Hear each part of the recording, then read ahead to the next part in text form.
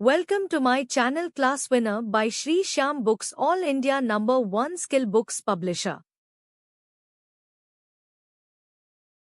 कभी सोचा है कि हम असल में कैसे जानते हैं कि कोई स्टूडेंट सीख रहा है या नहीं? ये बात सिर्फ ग्रेड या टेस्ट स्कोर से कहीं ज्यादा गहरी है। आज हम छात्रों के असेसमेंट और इवैल्यूएशन की इसी दिलचस्प दुनिया में उतरने वाले हैं। ये समझने की कला कि सीखना असल में होता कैसे है। तो चलिए इसे और अच्छे से समझते हैं। ये एक बड़ा सवाल है ना? कोई एक अकेला नंबर किसी के सीखने के सफर की पूरी कहानी शायद ही बता पाता है। वो तो बस कहानी का एक छोटा सा हिस्सा है, जैसे किसी आइसबर्ग का सिर्फ ऊपरी सिरा। आज हम ये पता लगाने जा रहे हैं कि उस सतह के नीचे क्या है। तो चलिए सबसे पहले दो ऐसे शब्दों को समझते हैं जिन्हें अक्सर लोग एक ही मान लेते हैं, लेकिन सच तो ये है कि सीखने की दुनिया में ये दिन और रात की तरह अलग हैं। असेसमेंट यानी आकलन और इवैल्यूएशन यानी मूल्यांकन। असेसमेंट को ऐसे समझिए जैसे कोई कोच सीखने की पूरी यात्रा के दौरान एक स्टूडेंट के साथ बैठा हो। यहाँ मकसद गलतियां निकालना नहीं है, मकसद तो ये समझना है कि स्टूडेंट अभी कहाँ है और आगे बढ़ने में उसकी मदद कैसे की जा सकती है। ये एक साथ मिलकर चलने वाली प्रक्रिया है। और दूसरी तरफ है मूल्यांकन। ये एक रेफरी के आखिरी फैसले जैसा है। ये किसी खास पढ़ाई के पीरियड जैसे एक यूनिट या एक सेमेस्टर के अंत में होता है और ये तय करता है कि स्टूडेंट ने कुल मिलाकर कितना सीखा है। ये एक फाइनल रिजल्ट है। तो कुल मिलाकर बात ये है, असेसमेंट यानी आकलन प्रोसेस के बारे में है, मतलब सीखते सीखते ही सीखने को और बेहतर बनाना, जबकि मूल्यांकन यानी इवैल्यूएशन नतीजे के बारे में है, ये मापना कि आखिर में क्या सीखा गया। दोनों ही जरूरी हैं, पर दोनों का रोल बहुत अलग अलग है। अब जब हम इन दोनों का फर्क जान गए हैं, तो चलिए उन अलग अलग औजारों पर नजर डालते हैं जो एक टीचर के पास स्टूडेंट्स की प्रोग्रेस को समझने के लिए होते हैं। इन्हें एक टूल किट की तरह सोचिए, जहां हर काम के लिए एक खास टूल होता है। तो सबसे पहला टूल है डायग्नोस्टिक असेसमेंट।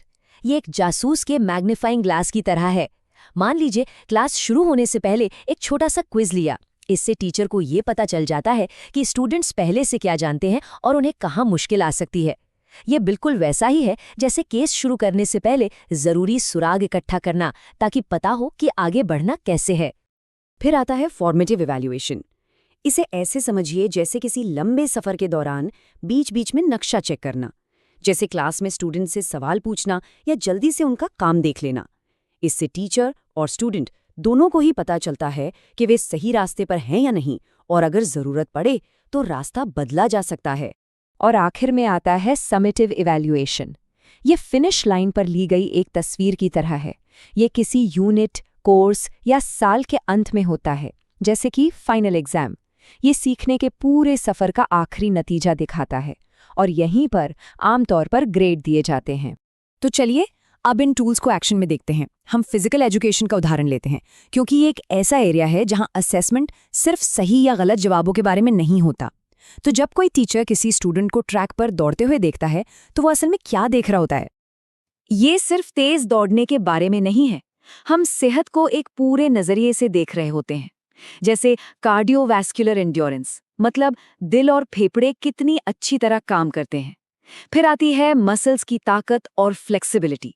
ये सारी चीजें हमारी ओवरऑल सेहत की नींव होती हैं।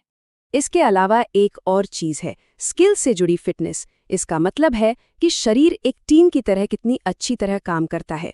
क्या गेंद फेंकने या बैलेंस बीम पर चलने के लिए शरीर में कोऑर्डिनेशन है? ये वो स्किल्स हैं जो हमें खेल और रोजमर्रा की जिंदगी दोनों में कामयाब होने में मदद करती हैं। तो ठीक है, टीचर ने ये सारी जानकारी जमा कर ली, टेस्ट से, देखने से, प्रोजेक्ट से। अब अगला कदम क्या है? अगला कदम है इन सबको एक मतलब वाले डॉक्यूमेंट में बदलना। आइए देखते हैं कि एक असेसमेंट रिपोर्ट तैयार कैसे होती है। ये एक कई स्टेप्स वाला प्रोसेस है, डेटा इकट्ठा करने से लेकर कुछ काम की सलाह देने तक। लेकिन जरा आखिरी स्टेप पर ध्यान दीजिए, फीडबैक देना। सारी मेहनत का असली फल तो यही मिलता है। डेटा तो सिर्फ कुछ नंबर हैं, जब तक कि उसका इस्तेमाल स्टूडेंट के साथ बातचीत शुरू करने के लिए न किया जाए। और यहीं से हम पहुंचते हैं असेसमेंट के सबसे जरूरी हिस्से पर, उसके असली मकसद पर। ये सिर्फ एक ग्रेड देकर बात खत्म करने के बारे में नहीं है, ये तो असल में ग्रोथ को बढ़ावा देने के बारे में है। ये जो लाइन है ना, ये पूरी बात को बहुत अच्छे से समझाती है। एक अच्छा फीडबैक कोई एक तरफा भाषण नहीं है, ये एक कंस्ट्रक्टिव बातचीत है जहां हर ऑब्जर्वेशन को बेहतर बनने के एक मौके में बदला जाता है। तो फिर एक अच्छा फीडबैक दिखता कैसा है? ये स्पेसिफिक होता है, गोलमोल नहीं। इसकी शुरुआत हमेशा पॉजिटिव बातों से होती है। ये सिर्फ ये नहीं बताता कि क्या गलत है, बल्कि उदाहरण देकर सुधार के तरीके भी सुझाता है। ये ऐसे लक्ष्य तय करता है जो असल में पूरे किए जा सकते हैं, और सबसे ज़रूरी बात, ये स्टूडेंट को अपनी प्रोग्रेस पर खुद सोचने के लिए बढ़ावा देता है। तो आखिर में असेसमेंट सिर्फ ये मापने के बारे में नहीं है कि क्या सीखा गया है, बल्कि ये सीखने की आग को जगाए रखने के बारे में है। ये एक लगातार चलने वाली बातचीत होनी चाहिए। तो मैं आपको इसी सवाल के साथ छोड़े जाता हूँ। हम सब, चाहे टीचर हो, स्टूडेंट हो या पेरेंट्स, ये कैसे पक्का कर सकते हैं कि ये बातचीत असल में सिर्फ और सिर्फ विकास के बारे में हो? Thanks for watching. Don't forget to like, comment, share, subscribe.